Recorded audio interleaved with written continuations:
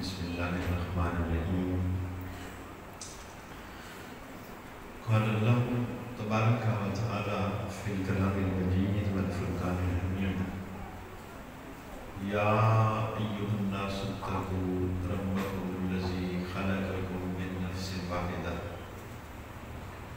خلق منها زوجها وبث منهما رجالا كثيرا ونساء. قال اللہ تبارک و تعالی فی مقام آخر فانکحوا ما طاب لکم من النساء مثنی وثلاث ورباع وإن خفتم ألا تعدلوا فواحدة.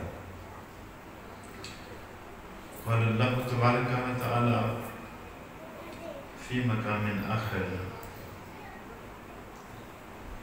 یوصیکم اللہ فی اولادکم للذکر مثل حظ الانثیین. آمنت باللہ صدق اللہ العظیم وبلغنا رسولہ النبی الکریم.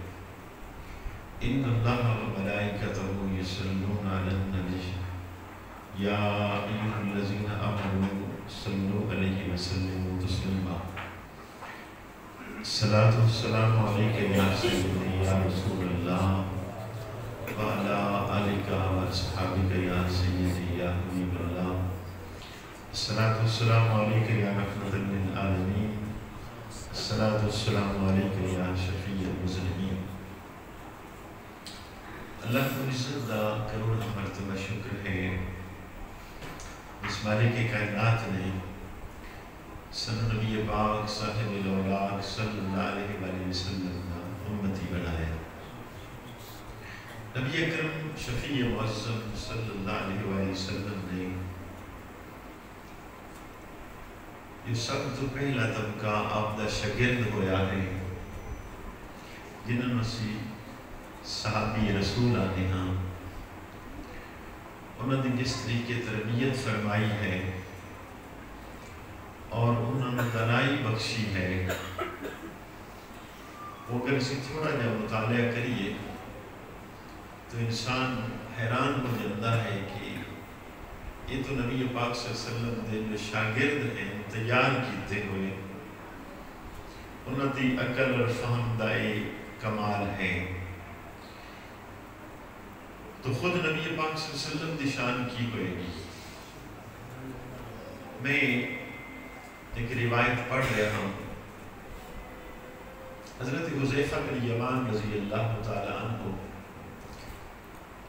جنگ خندق ہوئی تو نبی کریم علیہ السلام نے ایک دن اعلان فرمایا کہ کوئی ایسا صاحب ہے جو خبر لے کے آئے کہ خندق تمار والی سائڈ سے جنہیں لوگ قریش مکہ آئے ہیں انہوں نے کی معاملہ ہے. صحابہ خاموش ہو گئے. پھر آپ نے دوبارہ اعلان فرمایا کہ کوئی ایسا صاحب ہے جو جائے اور خبر لے کے انہوں نے آئے وہ کی کر رہے ہیں. اس میں رات کا ٹائم ہاں سردی کا موسم ہاں. پھر تیسری دفعہ ارشاد فرمایا تو کوئی بھی کھڑا نہیں ہویا تو خود نبی پاک صلی اللہ علیہ وسلم نے حضرت حذیفہ کی طرف اشارہ فرمایا. حذیفہ بن یمان رضی اللہ تعالی عنہ فرما حذیفہ تو جا پتہ کر کہ کافرہ دی فوج کی کر رہی ہے کی انہوں نے ارادے ہیں کی پلاننگ ڈیزائننگ کی ہے. انہوں نے عرض کی تھی میرے آقا نے جانا اگر میں پکڑیا گیا تو پھر آپ نے فرمایا تو نہیں پکڑیا جائے گا. تو حضرت حذیفہ فرماتے نے کہ میرا سارا خوف ختم ہو گیا تو میں چلیا خندق پار کی تھی. آہستہ آہستہ انہوں کا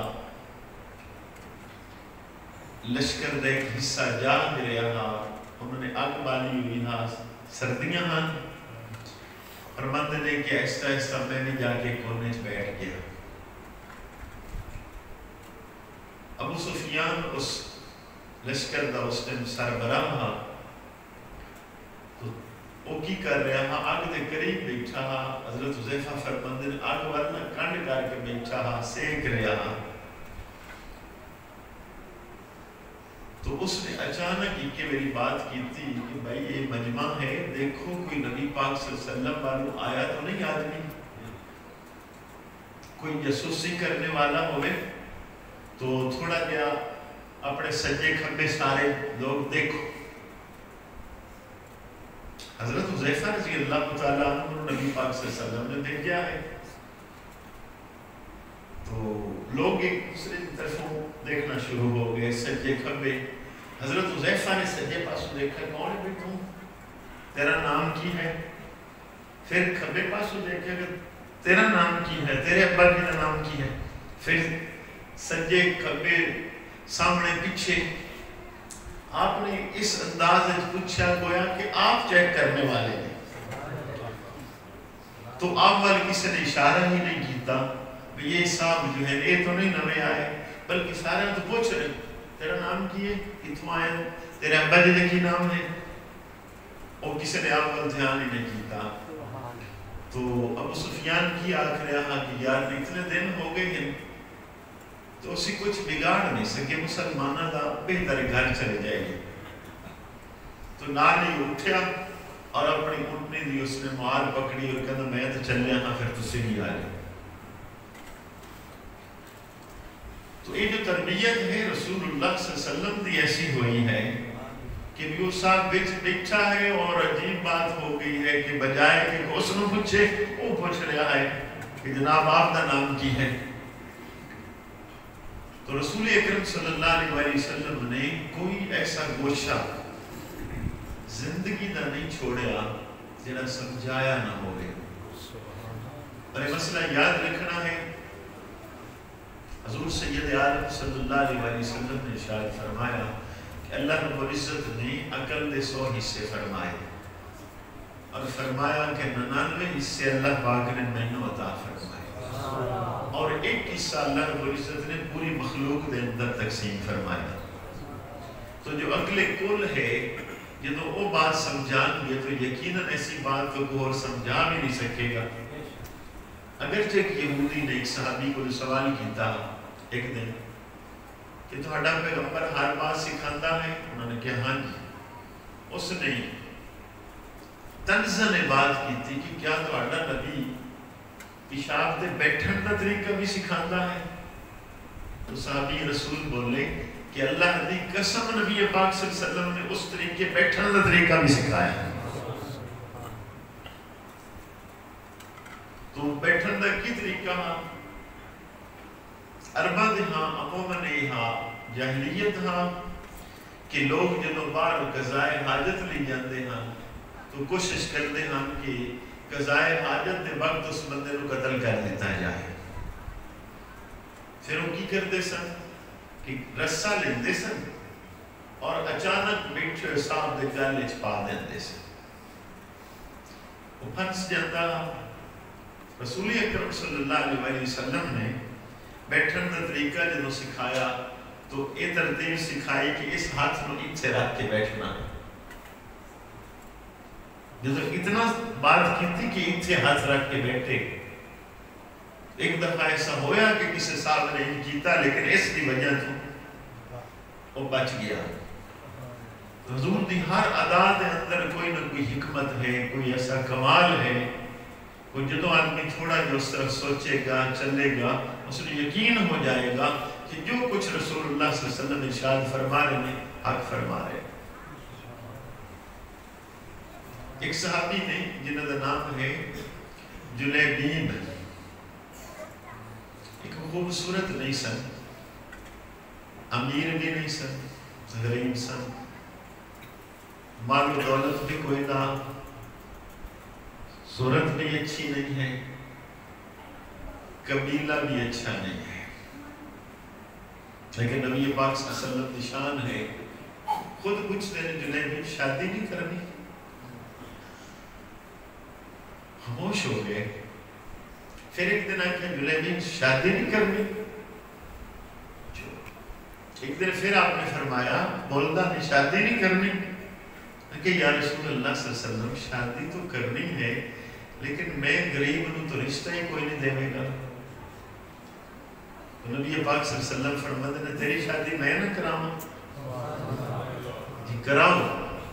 حضور سید عالم صلی اللہ علیہ وسلم نے انہوں بھیجا کہ فلاں قبیلہ ہے انصار دا انہوں کو جاؤ جا کے میرے سلام دینا تے نال انہوں نے کہنا بھی میرا نکاح کر دے رشتہ بھی مل دے دے. چلے گئے. جدو گئے تو قبیلے والے بڑے خوش ہو گیا کہ ہاں جی کس طرح آئے ہو؟ نبی پاک صلی اللہ علیہ وسلم نے بھیجا ہے. اور خوش ہو آپ نے سلام بھیجا ہے. بڑے ہی خوش ہوئے. سرکار دو عالم صلی اللہ علیہ وسلم آپ سلام بھیج رہے ہیں. تھوڑی دیر بعد سوچ کے آخر کہنے لگا کہ آپ نے ایک اور بات بھی کی ہے کہ میں شادی کرنا چاہنا تو میرے لیے کوئی رشتے دار. خاموش ہو گئے. اس کی شکل و صورت بھی اچھی نہیں ہے, قد بھی نہیں ٹھیک, خاندان بھی کوئی اتنا بڑا نہیں ہے, مال و دولت بھی نہیں ہے, کوئی بھی ایسی خوبی نہیں. یہ آپس میں بات کر رہے ہیں وہ میاں بیوی اور انہوں نے بیٹی پیچھے سن رہی ہے. وہ کہنے لگی نبی پاک صلی اللہ علیہ وسلم کی مخالفت نہیں کرنی, جی میں آپ چاہیں انہیں کر دینا. تو سارا گھر ہی بارگاہ نبی پہنچ گیا. یا رسول اللہ صلی اللہ علیہ وسلم آپ کی جس طرح خواہش ہے ساڑھی انہی خواہش ہے. آپ نے نکاح فرمایا, نال دعا فرمائی کہ یا اللہ انہوں خوش رکھنا ہے. شہر مدینہ کے اندر وجہ کوئی بھی نہ ہو رہے. تو جتنے انصاری قبیلے والے لوگ سن جدو انہوں دونوں کی شادی ہوئی اللہ نے انہوں ہر طرح کی نعمت عطا فرمائی ہے. پھر بعد جو دیکھتے ہیں کہ اتنا کوئی بھی خوش گھرانہ نہیں ہے جتنا انہوں کا گھرانہ خوش قسمت ہو گیا. ہر طرح کی اللہ پاک نے آسانیاں اور برکتیں پیدا فرما دی. قرآن کریم اٹھا کے دیکھیے سورہ النساء چوتھا پارہ ہے. اللہ کریم نے ارشاد فرمایا یا ایھا الناس اتقوا ربکم الذی خلقکم من نفس واحدہ, کہ لوگوں اللہ سے ڈرو, اس رب سے ڈرو جس نے تمہیں ایک جان سے پیدا فرمایا. یہ تو حقیقت ہے کہ ساری جتنے بھی ترتیب نظر آ رہی ہے یہ سب اولاد آدم ہیں. حضور سید عالم صلی اللہ علیہ وسلم نے کئی مقام پر ارشاد فرمایا لوگوں تسی سارے آدم علیہ السلام دی اولاد کو. کسی مقام پر فرمایا کسی عربی نو اجمی دے کوئی فضیلت نہیں ہے, کسی گورے نو کالے دے کوئی فضیلت نہیں ہے, کیونکہ سب ایک دی اولاد ہیں.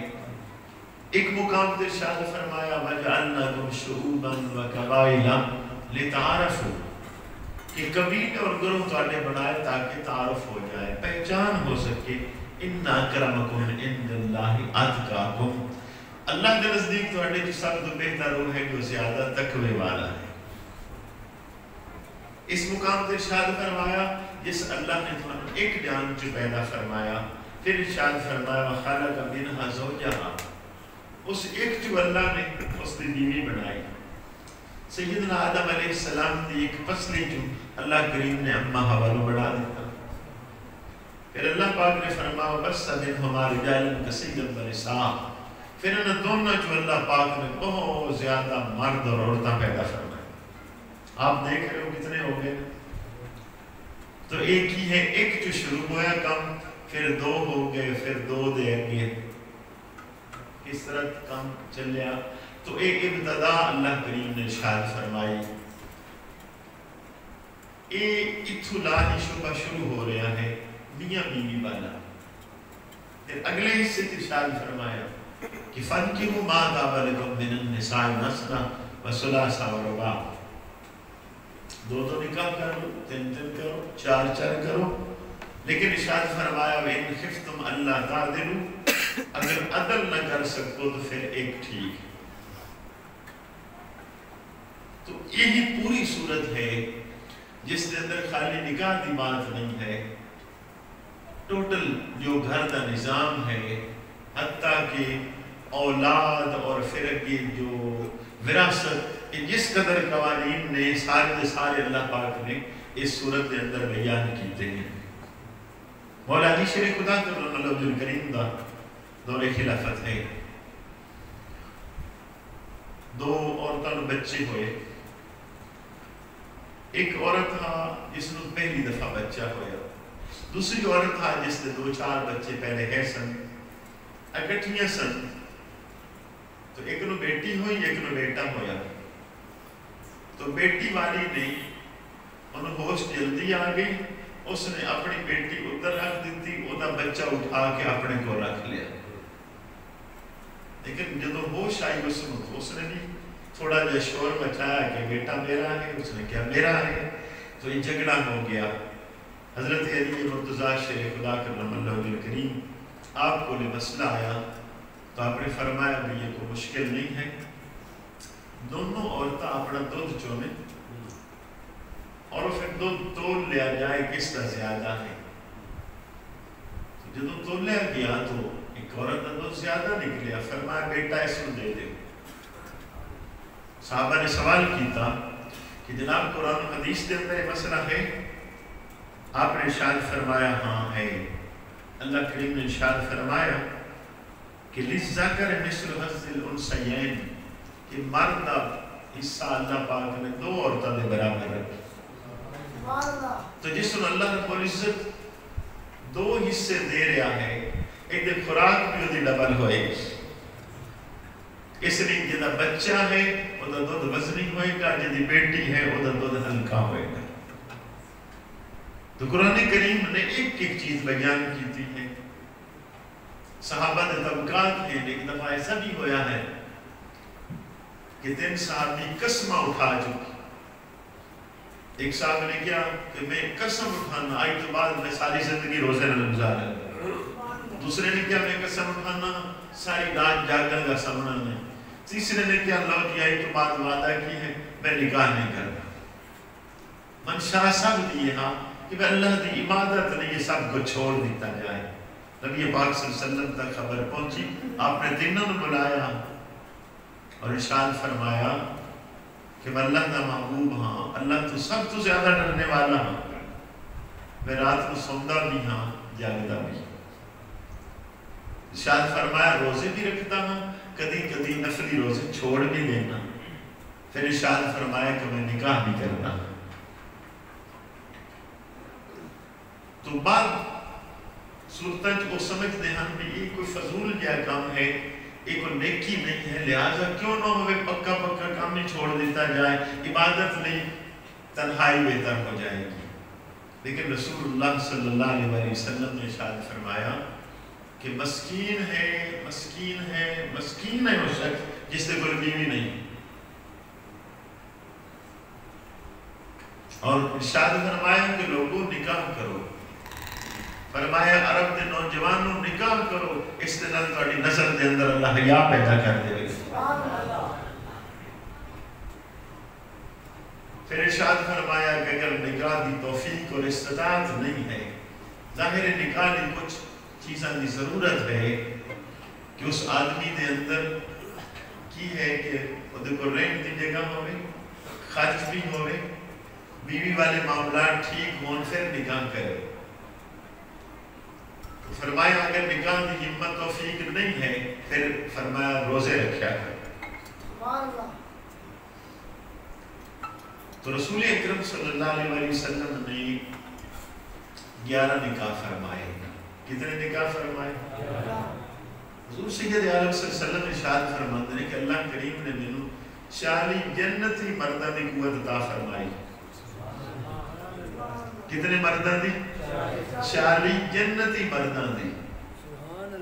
40 مرداں دی نہیں، 40 جنتی مرداں دی۔ فرمایا جنتی ایک مرد جو ہوئے گا 100 آدمی دی قوت اللہ پاک اس میں عطا فرمائے گا۔ تو 40 جنتی مردوں تو کتنے ہوگی قوت؟ 4000 آدمی دی قوت اللہ پاک نے حضور سید عالم صلی اللہ علیہ وسلم عطا فرمائی۔ لیکن نکاح صرف آپ کر رہے ہیں 11، تھوڑے نکاح ہیں نا، بھائی 4000 آدمی کی قوت ہو گئے، ایک آدمی کی تو 4 دی اجازت ہے، تو 16000 تو کم از کم آپ نکاح فرما سکتے سن، لیکن 16000 کی جگہ تے آپ نے صرف 11 نکاح فرمائے۔ حالانکہ اب میں یاد آسی قرآن پاک کے اندر پڑھی تو حضرت داؤد علیہ السلام کی 99 بیویاں قرآن دس ہے، حضرت سلیمان علیہ السلام کی 60 بیویاں نے۔ تو معاملات پہلے اس طرح رہے ہیں، تو امت نے قانون ہے کہ 2 کرے 3 کرے 4 بس، لیکن رسول اللہ نے یہ حد نہیں ہے۔ اگرچہ آپ نے 11 کیتے لیکن نالے دسیا ہے کہ اللہ کریم نے 40 جنتی مردان دی قوت اللہ نے عطا فرمائی۔ تو نکاح تو کوئی اتنا مشکل کام کوئی نہ، لیکن اس وقت جو معاملہ اپنے ہاں ہے کہ اسی خود پیچیدہ کر دیتا ہے۔ نکاح علی رسول اللہ صلی اللہ علیہ وسلم نے ارشاد فرمایا جدو نکاح کرنا ہوئے فرمایا 4 چیزیں دیکھی جاتی ہیں۔ کتنی چیزیں؟ فرمایا حسب و نسب، اگے فرمایا مال و دولت، تیسرا فرمایا حسن، اور چوتھا فرمایا سیرت و کردار۔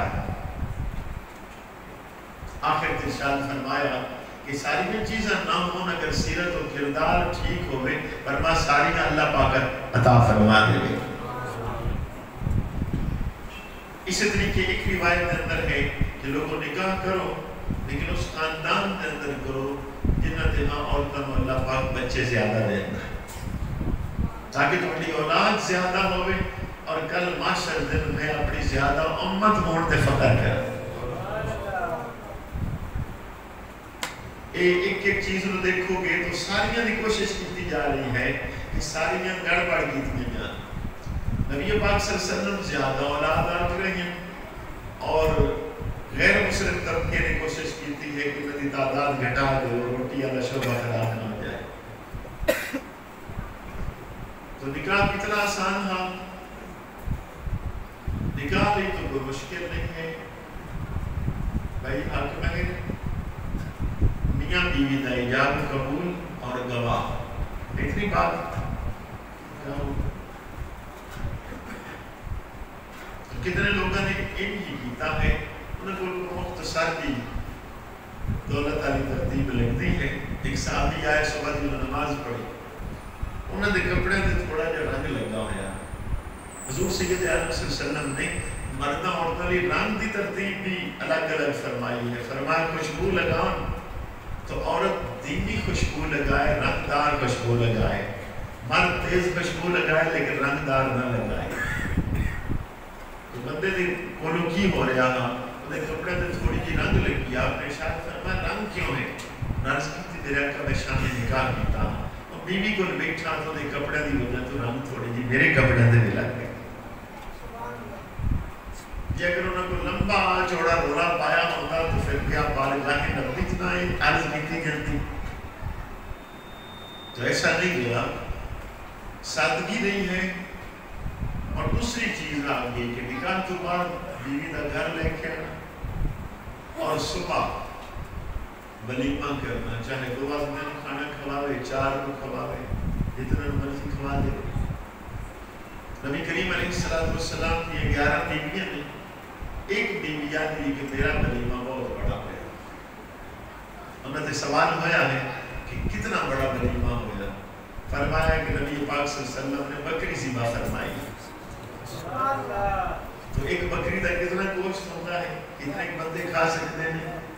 اتنا بڑا ولیمہ ایک ہے بیوی کا۔ باقی 10 ولیمے دسترخوان حضور سید عالم صلی اللہ علیہ وسلم نے بچھایا، اس سے کھجورا رکھیاں نے، ستو رکھے نے، جیسے دوست آئے ہیں انہوں نے کھجورا کھا رہی ہیں، ستو ولیمہ ہو گیا۔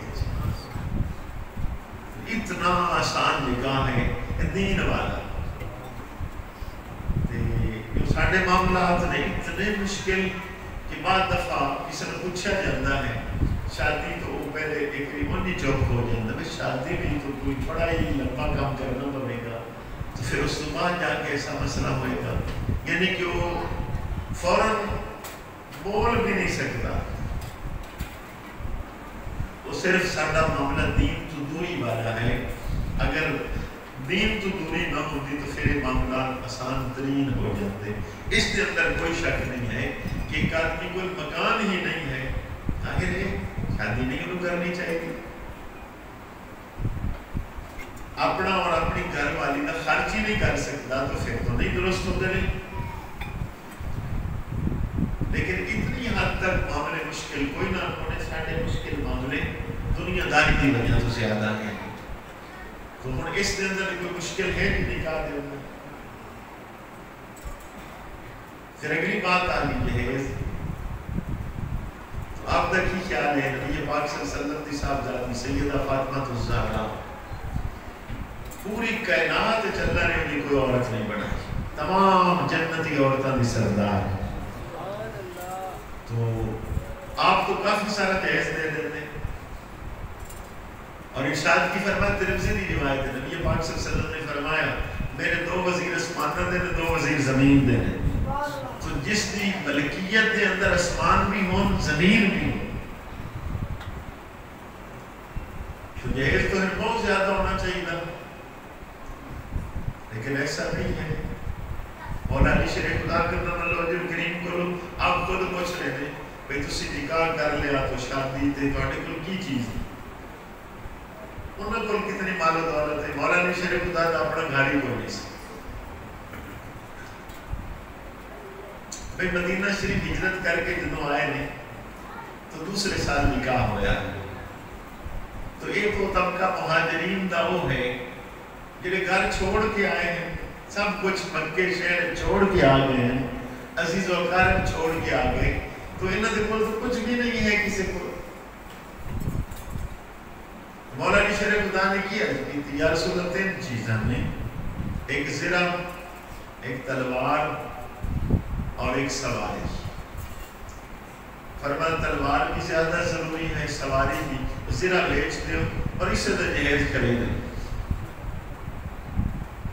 آپ نے زرہ بیچی 2 ہی روایات نہیں کی, 480 درہم یا 500 درہم. اور خریدن والے سیدنا عثمان غنی رضی اللہ تعالیٰ 500 درہم کا جو سامان آیا ہے سیدہ کائنات کا جہیز. اور حضرت عثمان غنی رضی اللہ تعالیٰ نے زرہ خریدی, پھر بعد تحفے مولا علی شیر خدا نے واپس کر دیا. یہ سارا سامان ہے, آسان ہے شادی جانی.